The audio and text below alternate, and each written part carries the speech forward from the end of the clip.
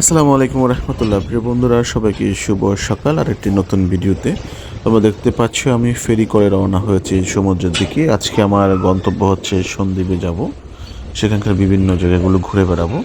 তোমরা দেখতে পাচ্ছ আমি জাহাজের একদম উপরে যে কক্ষ সেখানে বসে আছি, যেখান থেকে মূলত ফেরি পরিচালনা করা হয়। সেখান থেকে এত সুন্দর দৃশ্য দেখা যাচ্ছে যেটা আসলে বলে বোঝানো যাবে না। আপাতত আমি সমুদ্রের ঢেউ আর প্রকৃতির যে বাতাস সেটা উপভোগ করছি। তোমরা উপভোগ করতে থাকো আমার সাথে, দেখতে থাকো আমার আজকের এই ব্লগটি।